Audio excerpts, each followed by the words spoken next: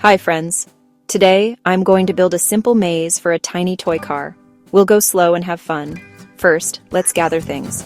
I have a flat board. I have a big piece of cardboard, some blocks for walls, cardboard strips for walls, tape, a marker, a little toy car. You can show pictures and videos from pixels of cardboard, tape, blocks, and toy cars.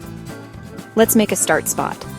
I draw a small green circle that says Start, and a finish spot. I draw a little red star that says Finish. Now I draw a wiggly path from start to finish. Not too hard, nice and curvy. I leave space on both sides for walls. Time for walls. I place short blocks along the line to make a path. Tap, tap, tap. If the blocks slide, I add a tiny piece of tape.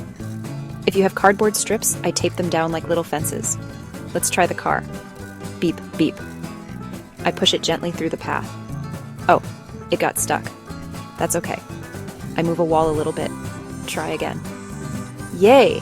It rolls. I add a tiny tunnel. I fold a small card into a rainbow shape and tape both ends. Now the car can go under. So fun. Let's decorate. I draw arrows to show the way. I add smiley faces. I add flowers.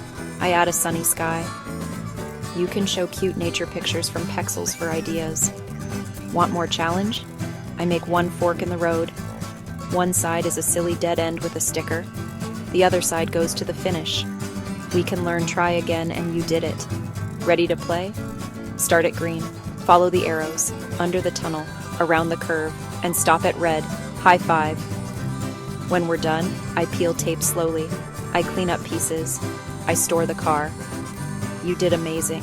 If you want, build a new maze tomorrow with different shapes. Bye for now, friends.